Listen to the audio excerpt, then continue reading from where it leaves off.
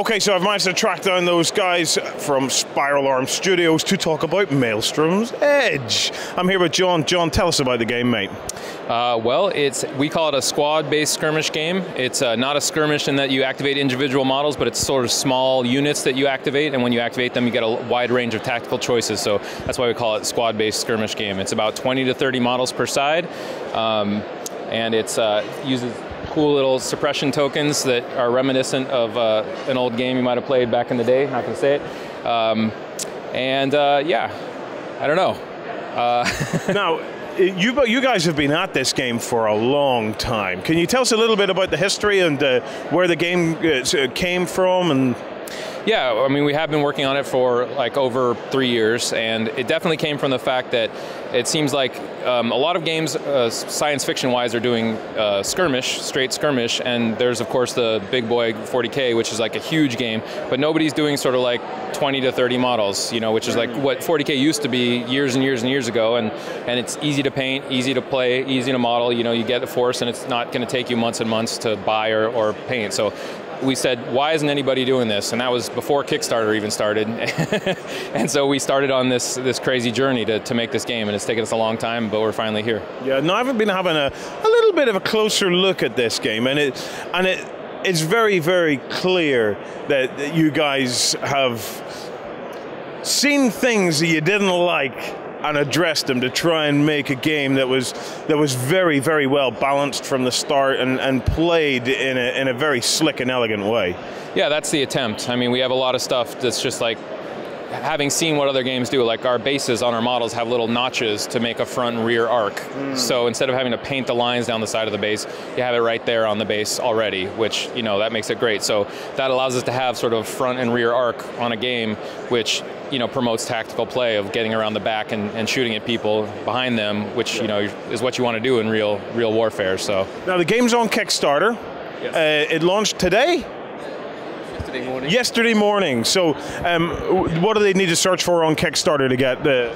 Maelstrom's Edge with an apostrophe, unfortunately. Okay, Maelstrom's Edge with an apostrophe. Now, do you want to talk us quickly through some of the minis in the cabinet here? So I'll get cameraman to zoom in there a bit and get in. So what are we looking at here?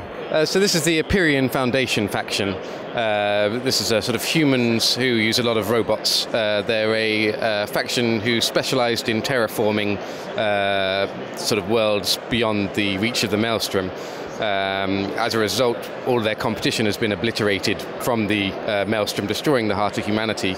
And as they flee the Maelstrom's Edge, they still have huge amounts of resources, both on the Maelstrom's Edge and further out, causing them to become one of the powerhouses. Okay, and then over here? And these are the Karist Enclave. Whereas everyone else is fleeing the Maelstrom explicitly, they have a fairly strong religious belief that the Maelstrom represents a chance of ascension for humanity, and so that when the wave of the Maelstrom washes over people who have prepared themselves sort of spiritually and physically, they'll transcend to a sort of energy state. Yeah.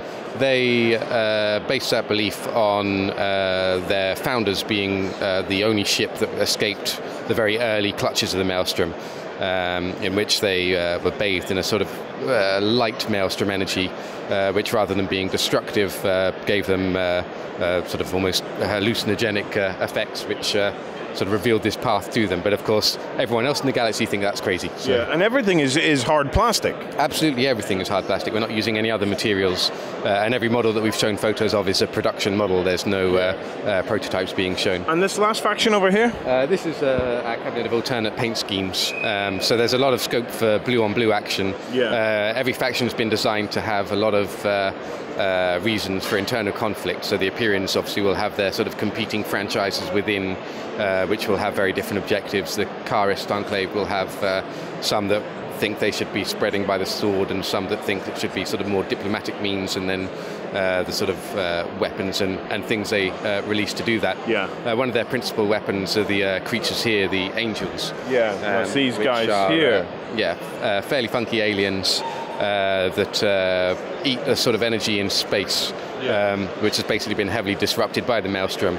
The Karists are the only ones who are confident to use this energy to feed the creatures, and sort of try and catch them young, raise them, and then use them in the battlefield. Fantastic. With a very large version of those creatures, one of the distant stretch goals for the Kickstarter. Awesome. Right, we have a contest for you guys. If you comment on this entry on the live blog, the guys here are giving away 5, well, what would you call it? 5 pairs of these books. Now, what are these books?